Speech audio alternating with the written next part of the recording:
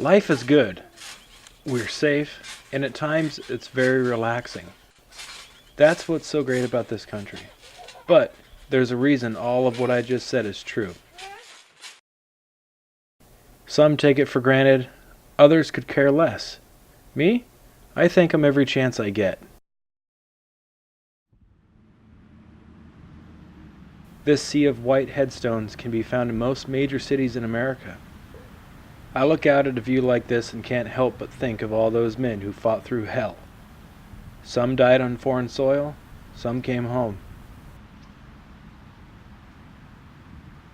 But every one of these headstones has a story to tell, with no one to tell it. All of these stories will go unheard for the rest of time. It's quiet here, but these headstones scream a million words for those who will listen.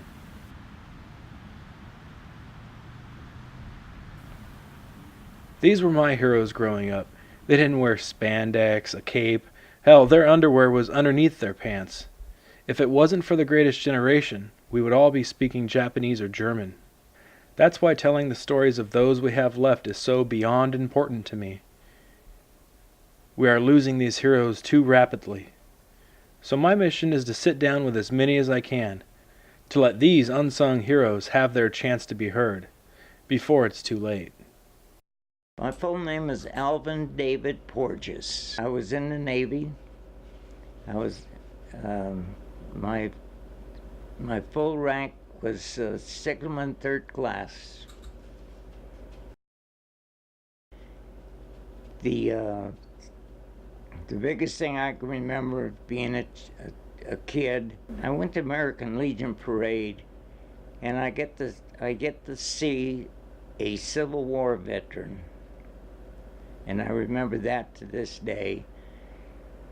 And my uncle said I shook his hand. I can't say I did or not. I got to meet other veterans from the Spanish-American War, the World War I, all the different wars in between. I learned a great deal from them. That's when the war started. I remember sitting in the auditorium listening to President Roosevelt declaring war on Japan. From there I went to work as an electrician. What year did you graduate? Graduated in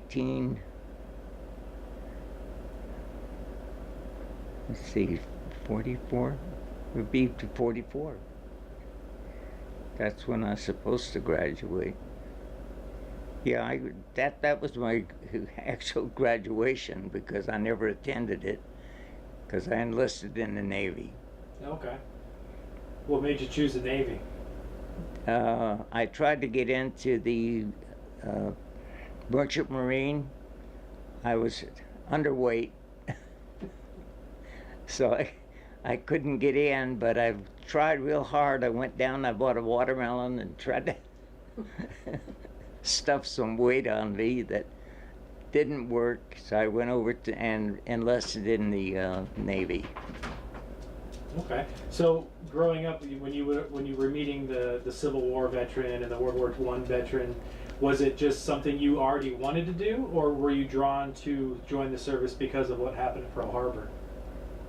What happened in Pearl Harbor, Okay. more than anything. What was the vibe in the country? Was it? Well, all of my friends in high school, all of my buddies that I had already enlisted. At the time I was younger than all of them. No, they did not tell us where we were going. And I went to a camp near San Francisco, and just got there, and within a few days I was back in San Diego to go to sailorman school. Okay. Did you have a preference on the Pacific or the European? No, Okay. did you not. You just wanted to fight. And I was wherever they wanted to send me. Okay. So when do you remember about when you graduated boot camp? That would have also been in 1944. 44. Okay. Yeah. And that was when I graduated boot camp.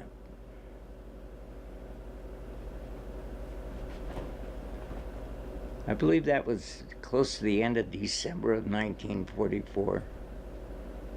Okay. That's where Rachel comes in. You had a baby? Yes. I got my childhood sweetheart pregnant, and as soon as I left, they put Rachel up for adoption. Oh man. So how did you guys come to find each other now?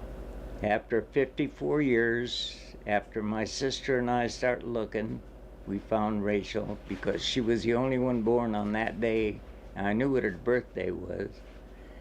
And we met. What was that like? Well, at first she was reluctant. She wanted some time to think about it. And we waited, and we decided to meet at my sister's home. And at the time, her birth mother was a very good friend of mine, and I brought her with me, and we met Rachel. Wow. Yeah. Yeah. That's crazy. That's it is awesome that worked out. Yeah. Well, she was born on the 9th of December, and it just happened. I was already aboard a ship, and I went to different offices to try to get a leave to go see her because I know she was going to be born within days. And I finally got somebody that gave me a leave to go see her at the hospital, and I got to pick her up and hold her, and then I had to leave. That must have been hard. Yes. Yeah. So from there, you're now on a ship and you're heading to somewhere in the Pacific. Where was the first spot? Well, we left San Pedro. Well, I walked aboard ship. I was all by myself, and I had the sea bag on my shoulders and scared to death.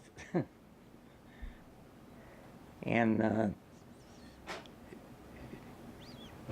we left port, but we didn't do that without an incident. We had dropped a depth charge in San Pedro Harbor,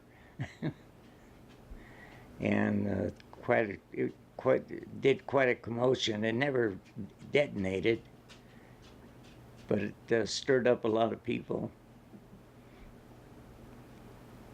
And right after that, we left. We headed for Pearl Harbor, and we hit 7 days of extremely bad weather. And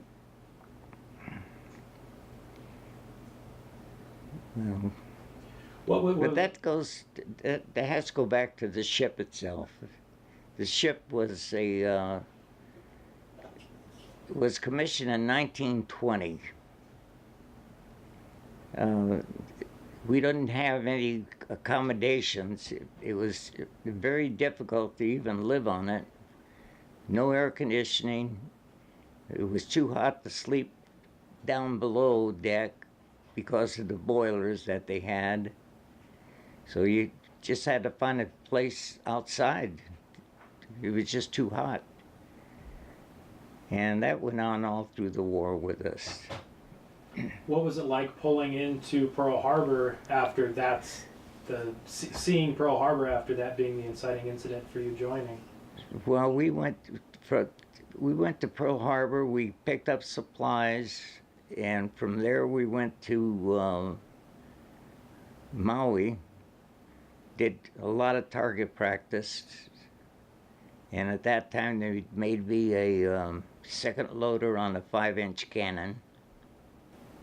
Well, we picked up escort duty and headed towards Guam and the Philippines. In the Philippines, we seen our first action.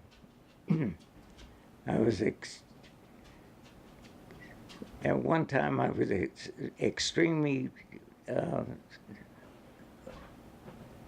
what do you call it, nervous or scared.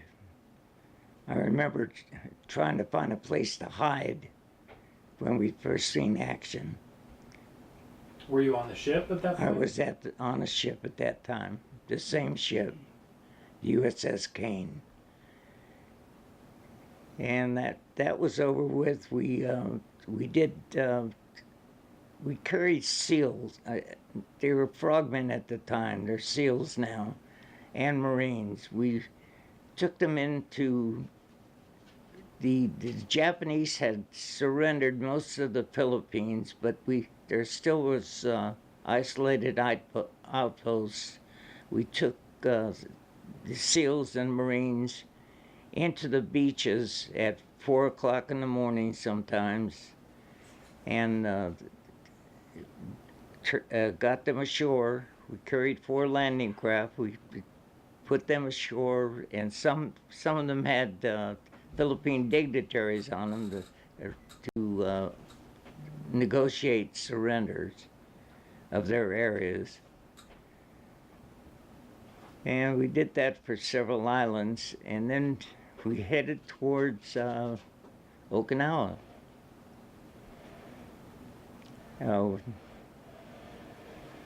Okinawa, most of the fleet was there. They were all ready to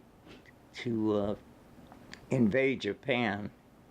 A lot of the fleet was still there after they secured the island even. And there we had picket duty. Now, picket duty was 2 ships close together to make us look like we were a big ship, to attract the kamikazes and to keep them away from the battleships and the cruisers. And we did that for quite a few months. And there, that was a daily thing. We had, one day we went through 125 air raids. Now, every kamikaze that flew over, that was an air raid.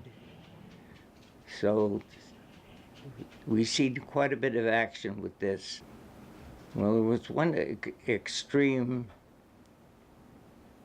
time that we were raided with the kamikazes, and they were coming in from behind us. We had radar aboard our ships, and we knew when they were coming in. It was coming in behind us, and there was no way that we could shoot at him from where we were at. And all of a sudden, the plane was right next to us, and I could see the pilot in one of their planes, and he veered off. He didn't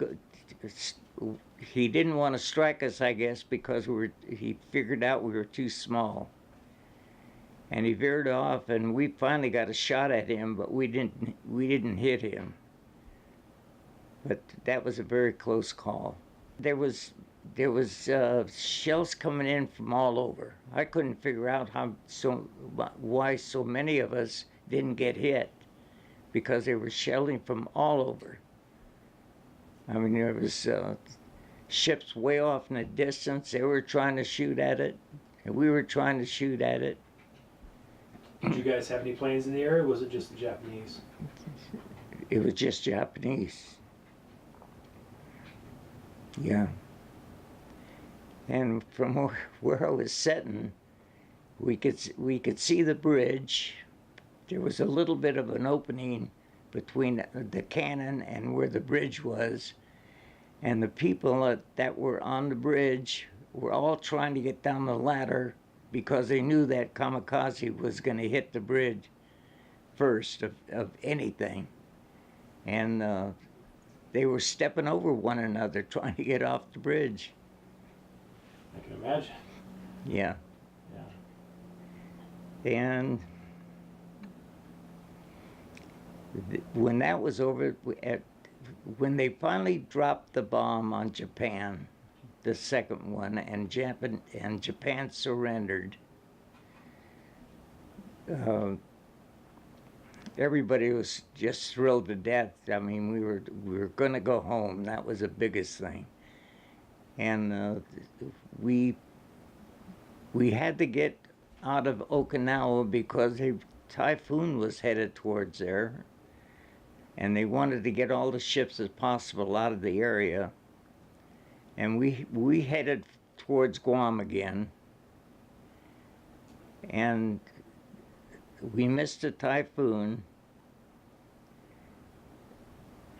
and from there we got our orders. We were all set to help with the invasion of Japan. I mean, we were headed there almost.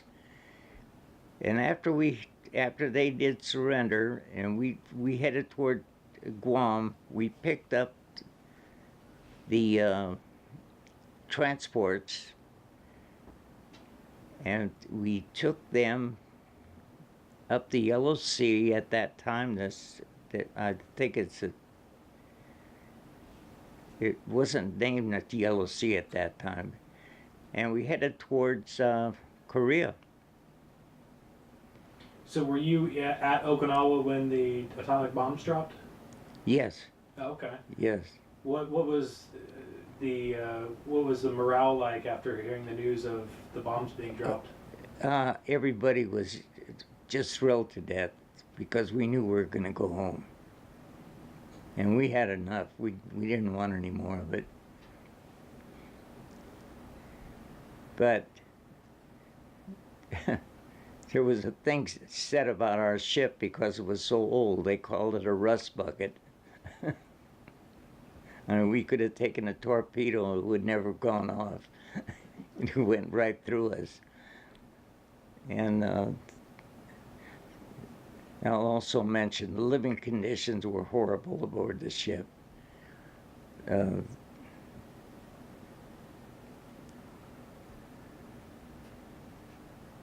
Well, I'll let it go at that.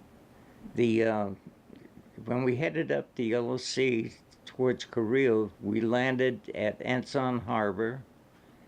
We accepted the surrender of the Japs that was left there. At that time, I was able to secure a trophy of a Japanese rifle and bayonet. And we waited out until they called us to go home. So did you ever make it into a foxhole, or were you on the ship the whole time? I was on a ship the whole time. We went 22 months. Wow. So when did you guys hear about the sinking of the Indianapolis? Oh, when we went to Guam to get away from the typhoon, they gave us orders to go to the location of the sinking of the Indianapolis and see if we could find survivors.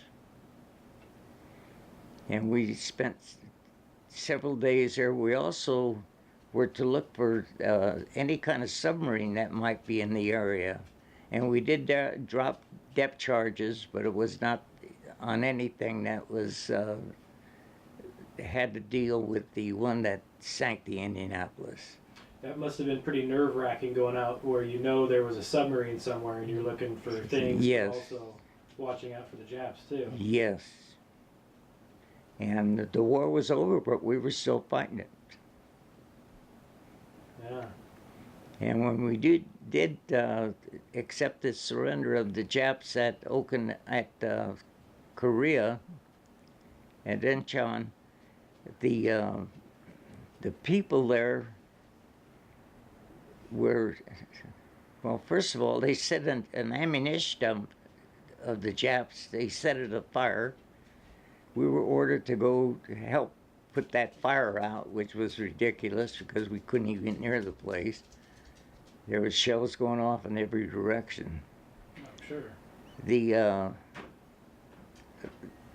After a while, the Koreans were starting to kill the Japs that had surrendered. So we had to make some kind of protection for them before they went home. That must have been hard to do, huh? Yeah, it was. And there I have to say we had such a hatred for them at that time. That was drilled into us from the time I was 14 years old. Mm-hmm. And speaking of that, do you remember any of the propaganda films that you might have seen growing up or anything, before a movie or anything, the war newsreels or anything like that? I didn't understand. Any of the propaganda films that they made to try and get young Americans to join the forces and join the fight and everything? Well, there was a lot of propaganda. Is there anything that might stick out in your head a little bit? Maybe the one that got you? Or? No, I was too involved in my own personal life.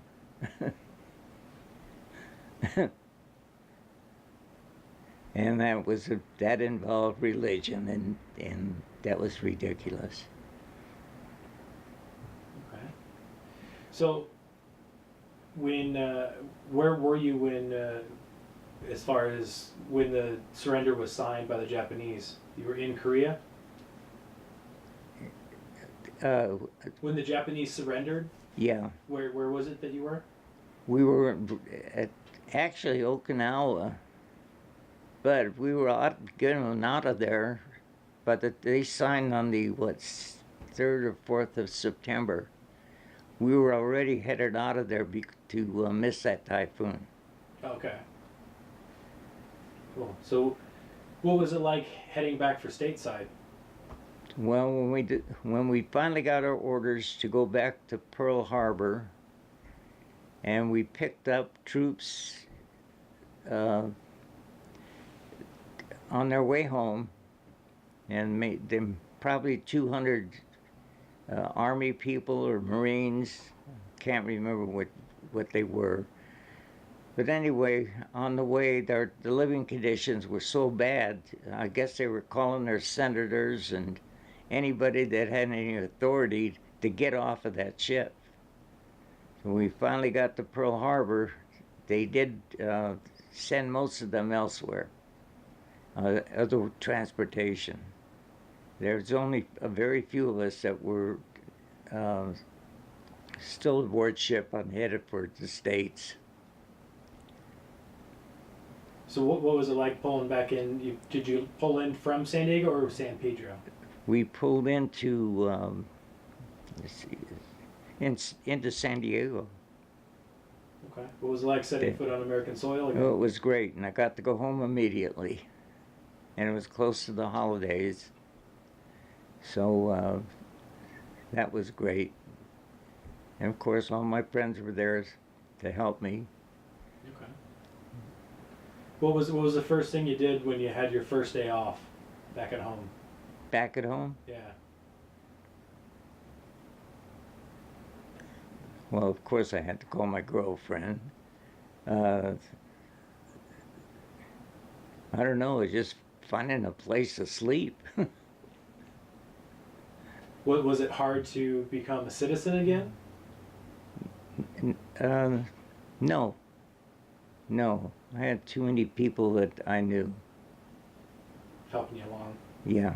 Okay. Oh, that's another thing. When I was in the Philippines,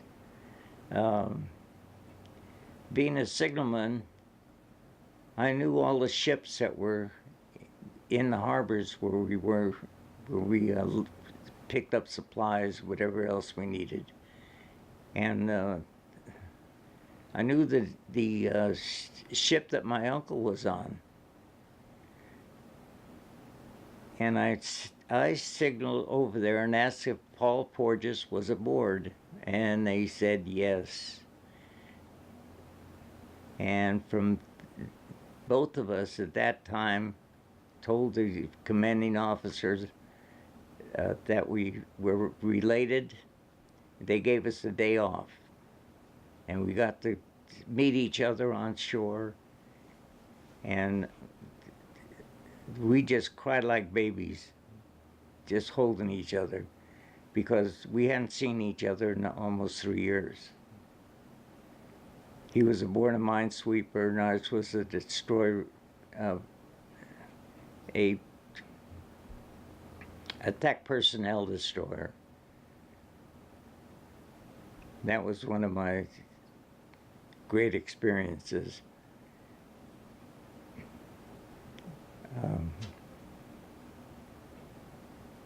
So can you walk me through all the steps that you had to do for loading the guns?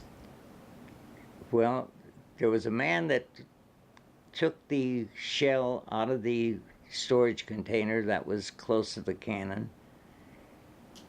He handed that to me, and I carried that over to the loader, handed it to him. He's the one that placed the shell in the cannon, and then the rest of it was up to whoever fired the cannon.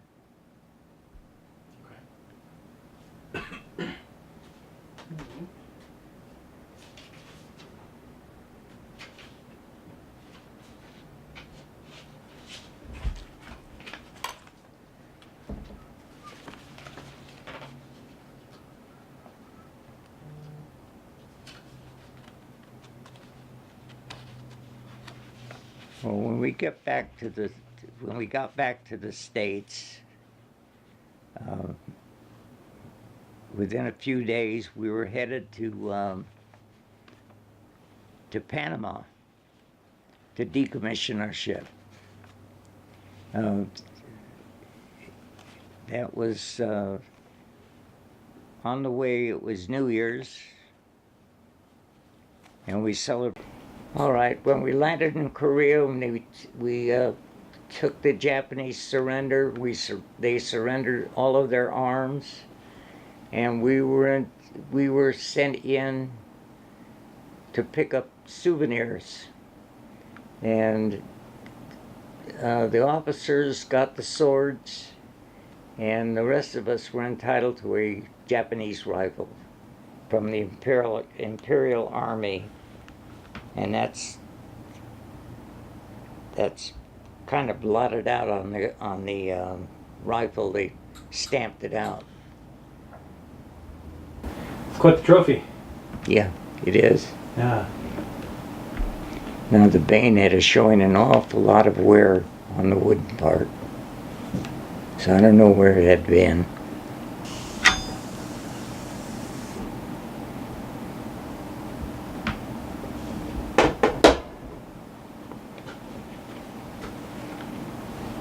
Okay, let's start out. This is the communication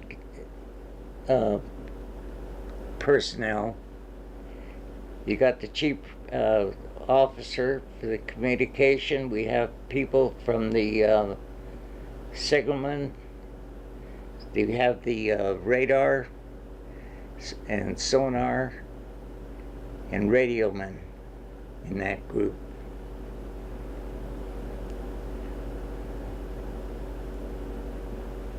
Now this picture here was taken in the Philippines when we went in to pick up some stores. And these are the girls I went to high school with when I got in the service. It's a picture that turned up later in my life.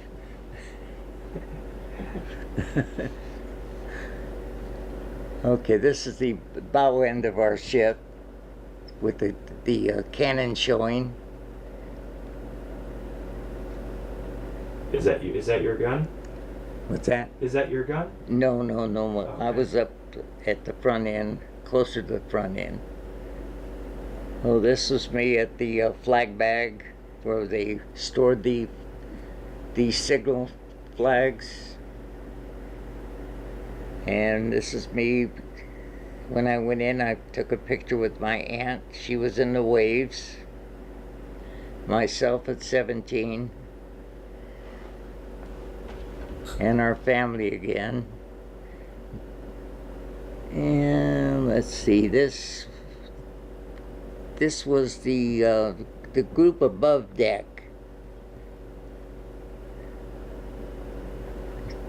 That would be the right arm ranks. And then we get down here. This was the rough seas that we had, that we took water clear over the bridge. That must have been a little scary, huh? Definitely, because they didn't know whether we'd tip over or not. If we went over 45 degrees, that ship would not be standing there, it would tip over. Now, this is the crew at the initiation of going across the equator. That's the kiss the belly button, the belly of the fattest guy aboard ship after he was dipped in some rotten egg mesh. And my certificate of going across the equator. And actually, this is a redrawing of the ship I was on. Not much detail in it. And I have several of these histories of the ship itself and where it had been. And I can get you a read out of that. I have it elsewhere. Okay. Is that you guys down at the bottom left there, or who's that? What's that? The bottom left ship? Oh, that's the Astoria. Oh, okay. Okay, that's when I was discharged off of.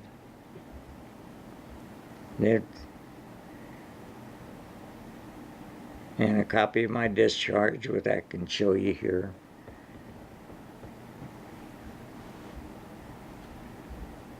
Okay.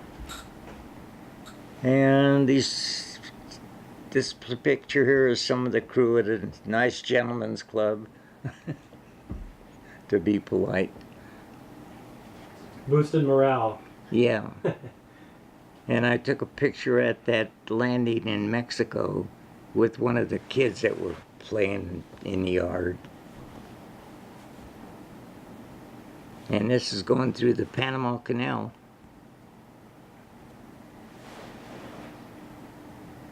Wow. I can name off the medals I'm entitled to with from this. Sure. The American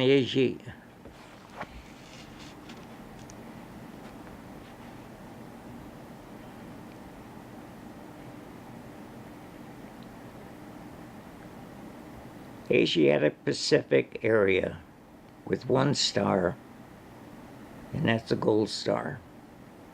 The American area, Philippine Liberation, Victory Medal, World War II. Was there anything you did? Was there anything fun that you can remember of your time in the service? Oh, there was a lot of times. We were entitled to 2 cups of beer by Navy regulations for every day we were in the service. And sometimes we had cases of beer because you never were able to drink aboard the ship. And if the captain would look out for atolls. There's lots of atolls out there in the Pacific Ocean, and some of them don't even have trees on them. They're just big sandbars. And we got liberty enough to drop us off with the small boats and go over there and play football and get drunk. That must have been a good morale booster. Oh yeah, There's one time though, I was still aboard ship, and here comes the one of the small boats. They had taken over one of the atolls with a third of the ship, and here was this one person in the small boat coming back to the ship. He was an Indian chief. He was a big man. So he just decided he's going back to the ship and just left the rest of them out there. And then we had a deal where they gave us on New Guinea, they gave us a 3-day rest period. And we went ashore, and they had tents for us to stay in for the 3 days. And the first thing they did was serve us coffee and donuts, and we brought along a lot of beer with us, so we started drinking. And before it was over, we were tipping the tent we were sleeping in up in the air, and they threw us out. Told us to get back to the ship. I mean, the sailors that were aboard that ship, they were old salts. They had been in the Navy for years, and from the day I walked aboard that ship, they were like a father to me. I mean, they took care of me in every way. They made sure that nothing would happen to me.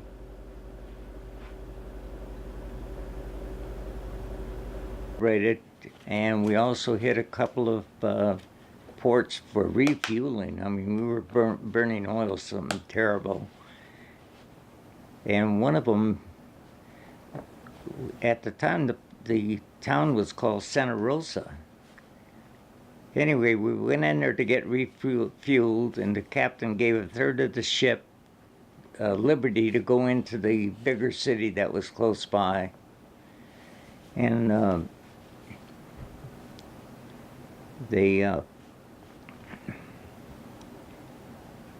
that harbor really couldn't accommodate a ship of our size. I remember they having to put the bow of the ship into the mud and wait for it to get turned around. They had no tugboat or anything, so we could even get out of there. And we pulled in Acapulco on the way, and we blasted them early in the morning with our horns because we were celebrating. And we got to Panama Canal. And we went through the canal and headed up towards Philadelphia. And that's where we decommissioned the ship. From there, they sent me back to Los Angeles. On the way, I stopped at Chicago and seen family. And that my uncle decided he didn't want me to go by train, so he got me a flight to Los Angeles. And that was an experience I never had before. And when I got to Los Angeles, they sent me down to Long Beach, and I went aboard the USS Astoria to wait out until I got enough points to get out of the service. How many points did you have at the end of the war? I don't remember the points. It's somewhere in my paperwork someplace. Okay. All right. So do you have anyone that you served with that you're still in contact with? No, they're all gone. The only one I have right now is Rachel's aunt. We went almost all through high school together. And she's still alive. Okay. So if you could tell the guys you served with one thing, what would you tell them? I don't know why. What did I tell them? I was always glad to see them, and then they start disappearing. They're passing away. There was a group of us that were. There was 8 of us that we were very good friends with. They all served in the service. One had survived the sinking of an aircraft carrier he was on. And there was a couple of others that had gone to Europe. They were gunners.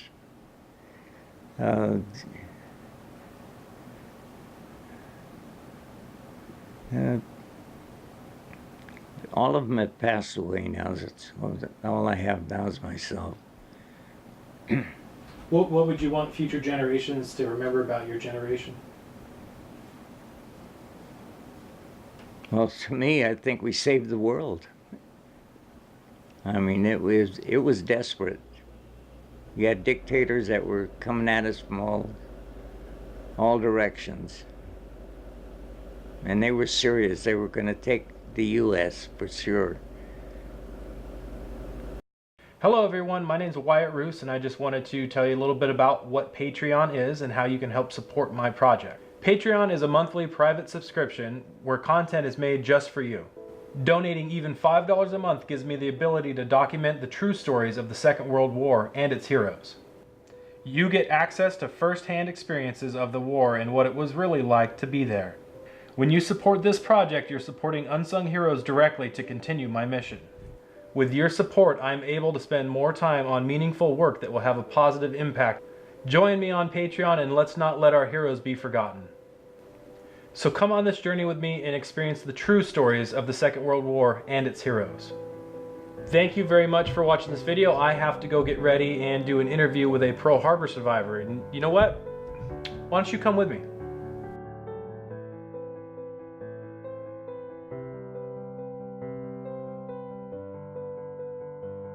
So I always start off my interviews asking where you were when you heard about Pearl Harbor, but you were actually there, weren't you?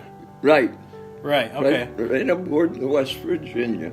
So how did you not only survive Pearl Harbor and World War II, and then also you're what, 96?